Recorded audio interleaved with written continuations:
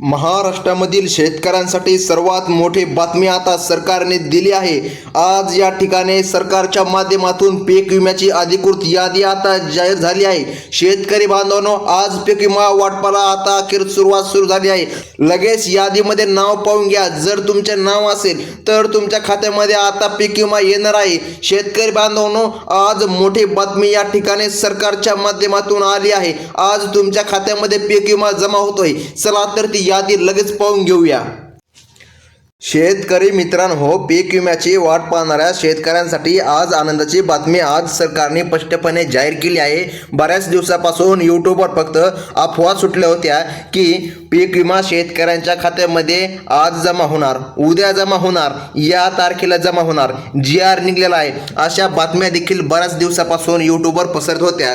परंतु आज शासनाने अधिकृत अशी यादी आता जाहीर केली आहे। शेतकरी बांधवांनो, पीक विम्याचा पहिला टप्पा बँक खात्यामध्ये जमा झाल्याच्या नंतर आता दुसरा टप्पा लगेच तुमच्या खात्यामध्ये जमा केला जात आहे। सरकारने घेतलेल्या एका महत्त्वपूर्ण बैठकीमध्ये हा मोठा निर्णय जाहीर झालेला आहे। तर शेतकरी बांधवांनो, ही सुद्धा बातमी बऱ्याच दिवसापासून पसरली होती की बैठकीमध्ये निर्णय झाला, परंतु बघा बैठक झालीच नव्हती। आज संपूर्ण महाराष्ट्राला माहित आहे, बघा आज जी काय मंत्रिमंडळाची बैठक पार पडली, बघा त्या बैठकीमुळे आता या ठिकाणी पीक विम्याचा दुसरा टप्पा थेट शेतकऱ्यांच्या खात्यामध्ये जमा होणार आहे, ज्यामुळे शेतकऱ्यांमध्ये आज समाधानाचे वातावरण निर्माण झालेलं आपल्याला पाहायला मिळत आहे। तर मग शेतकरी बांधवांनो, बघा 11 ऑगस्ट 2025 पासून बघा केंद्रीय कृषी मंत्र्यांच्या हस्ते पीक विम्याचा वाटपाचा कार्यक्रम सुरू झाला होता। हे सर्व शेतकऱ्यांना माहीत आहे, परंतु जवळ ते 10 ते 15 दिवसापासून हे काम सुरू होतं बघा। परंतु आतापर्यंत जे काय आपल्या राज्यामधील शेतकरी आहे यांच्या खात्यामध्ये निधी जमा झाला नाही। पीक विम्याचा पहिलाच टप्पा फक्त शेतकऱ्यांच्या खात्यामध्ये तो जमा झाला होता। 25% अग्रिम तो शेतकऱ्याला आला होता।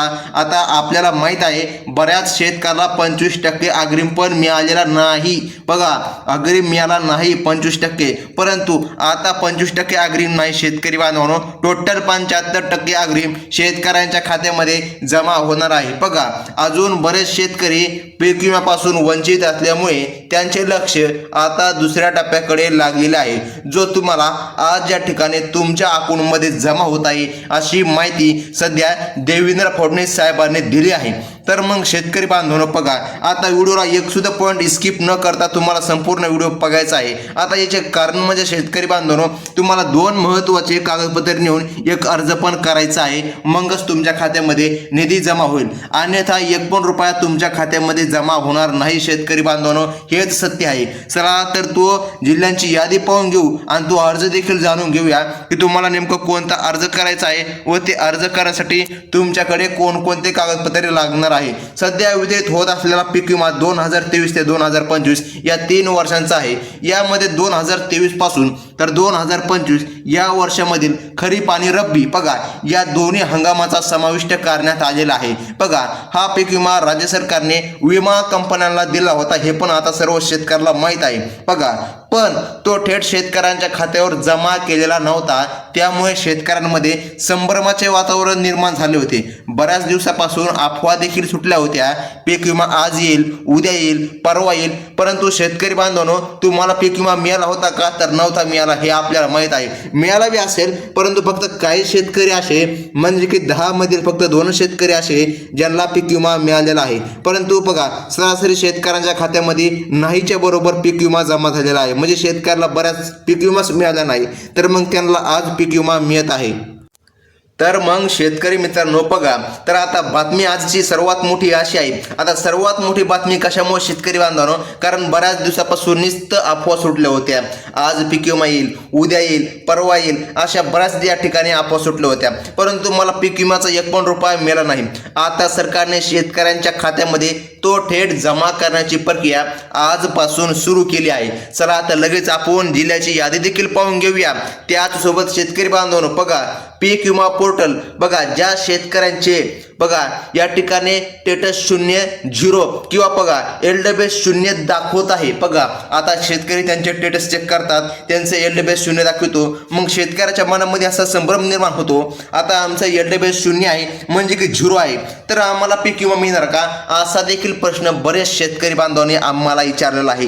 त्याच प्रश्नाचे उत्तर देखील तुम्हाला ह्याच व्हिडिओमध्ये आता मिळणार आहे। शेतकरी बांधवांनो बघा चिंता करण्याची गरज नाही, LWS 0 जरी दाखवत असेल तरी पण तुमच्या खात्यामध्ये आता पीक विमा जमा होतोय। शेतकरी बांधवांनो बघा शेतकरी बांधवांनो सध्या मंजूर झालेली रक्कम 921 कोटी असून पहिल्या टप्प्यामध्ये 506 कोटी या ठिकाणी वाटप झाले होते। आता दुसरा टप्पा 415 कोटी रुपयांचा निधी थेट फक्त आजसाठीच शेतकऱ्यांच्या खात्यामध्ये जमा होणार आणि त्या जिल्ह्यांची यादी पण सरकारने आज अधिकृतपणे अशी जाहीर केलेली आहे। तर शेतकरी बांधवांनो ती यादी देखील आता आपण पाहूनच घेऊया।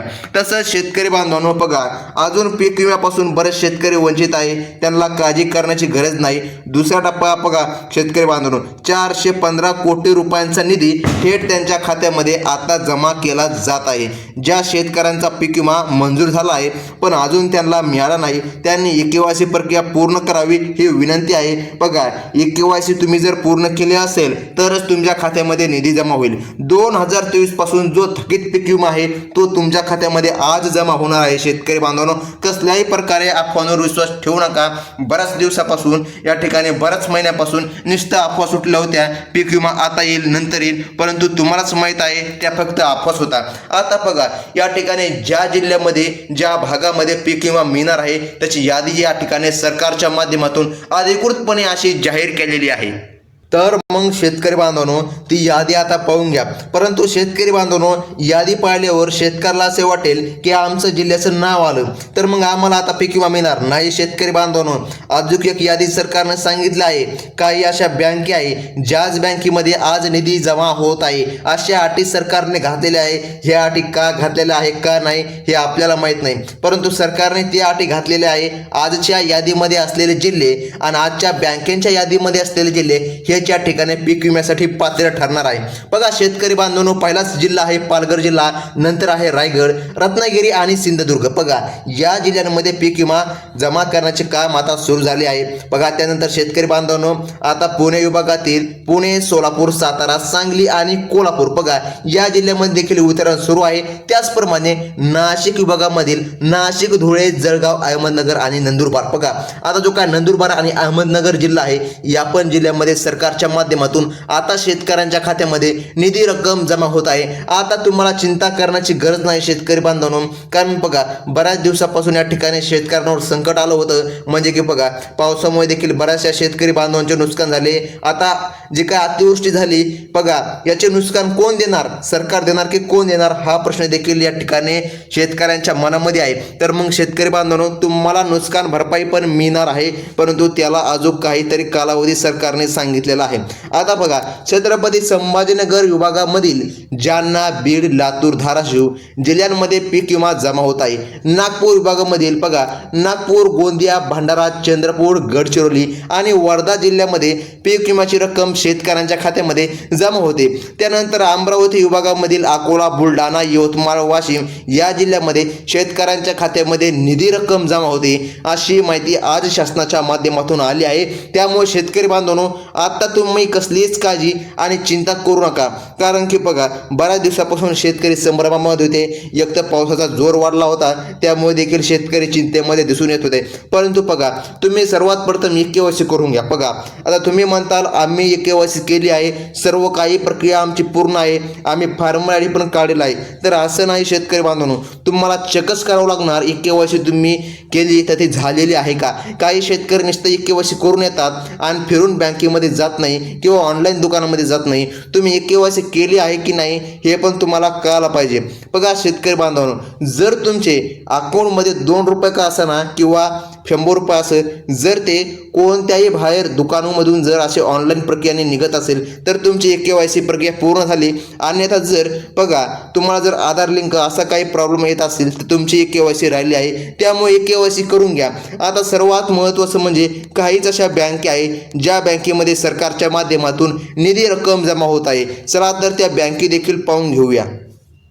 तर मग शेतकरी बांधवांनो बघा, बँकांची यादी सरकारने दिली आहे.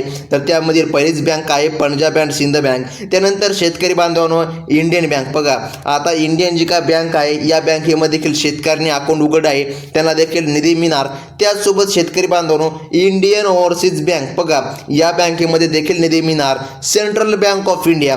त्यानंतर शेतकरी बांधवांनो बघा कॅनरा बँक, जी का कॅनरा बँक आहे या बँकेमध्ये पण सरकारच्या माध्यमातून आज तुम्हाला निधी मिळणार. त्यानंतर बँक ऑफ बडोदा. बघा बँक ऑफ बडोदामध्ये पण निधी मिळणार. त्यानंतर शेतकरी बांधवांनो पंजाब नॅशनल बँक शेतकरी बांधवांनो या पण बँकेमध्ये निधी मिळणार. तसेच HDFC बँक या देखील बँकेमध्ये शेतकरी बांधवांनो तुम्हाला निधी मिळणार आहे. त्यानंतर बँक ऑफ महाराष्ट्र. बघा बँक ऑफ महाराष्ट्रामध्ये पण तुम्हाला पैसे मिळणार. बघा आता डाक विभाग, पोस्ट ऑफिस बँक या बँकेमध्ये पण पैसे मिळणार.